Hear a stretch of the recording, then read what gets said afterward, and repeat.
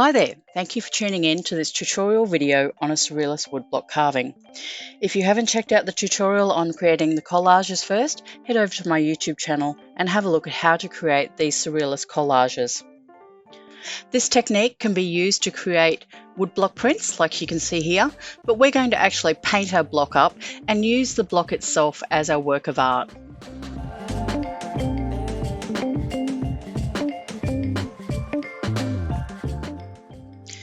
Your collage needs to be transferred to a line drawing, and then this line drawing transferred to your wood block. I use carbon paper, but you can use whatever method you use in your classroom usually to transfer an image to another surface.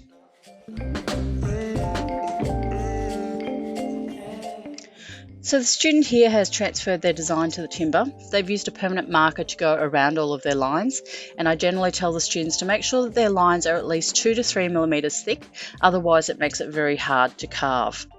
The next step is exactly the same as what you would do for a lino block relief print, and that's using V tools and U tools to carve out all of the areas that you want to remove.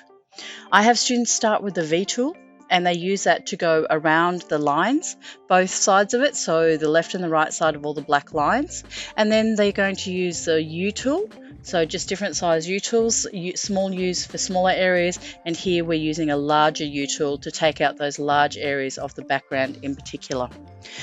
You'll see in their design that there are some areas that they've used the permanent marker to fill in, and this is so that they can see the contrast, and also that white pencil is just where they filled in an area and they know that they want to carve out some areas within that, just again to create some contrast. Students have got to remember that in the end it is all the carved out areas that are actually painted in colour, so anything that is black will be black at the end, so they've got to balance that image with areas of black and areas of colour and areas of texture and line as well.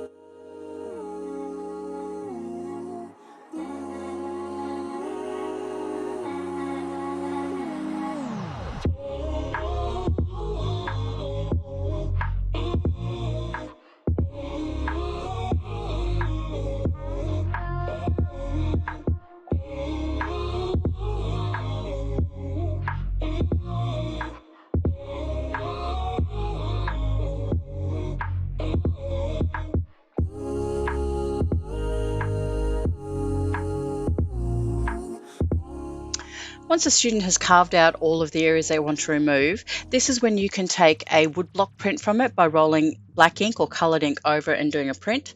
I don't normally worry about that. I get straight into the colouring process, and the first step of that is to put a coat of gesso over the entire block.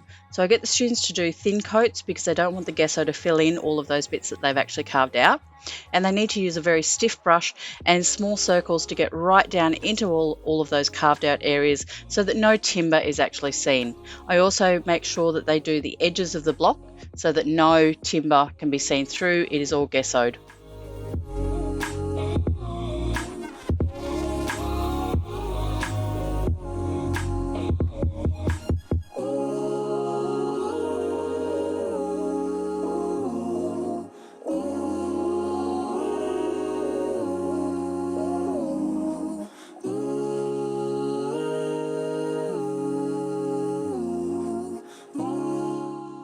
So the next part is the fun part, and this is where we add the colour into it.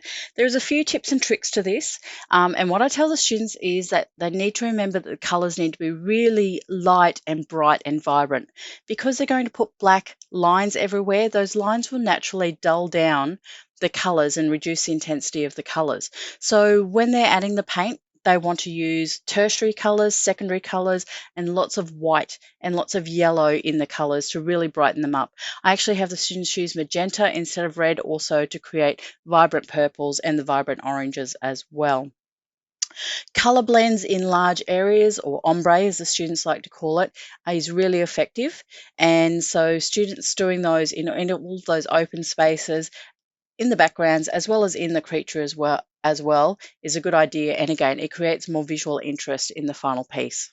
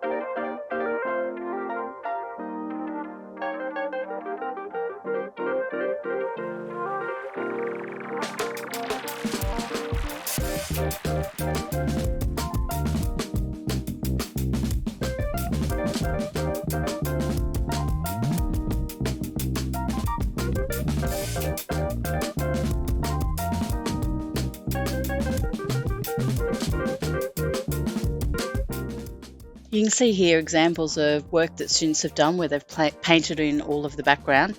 It's not a super neat job. They haven't worried about those raised bits and not painting over them. They've just gone straight over the tops of those areas. They have painted in white areas and in particular paid attention to eyes.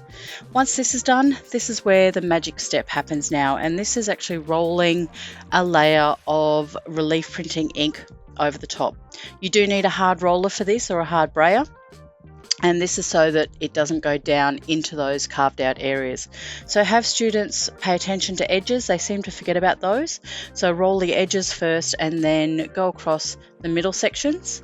If they have not carved out really well and they're picking up lots of black, you can dry it off and go back and carve out those areas and repaint it. But here you can see what the final product looks like once the colours have been added in and the works have been rolled up with that black lino relief ink. Hope you enjoy this process. Can't wait to see what your students produce.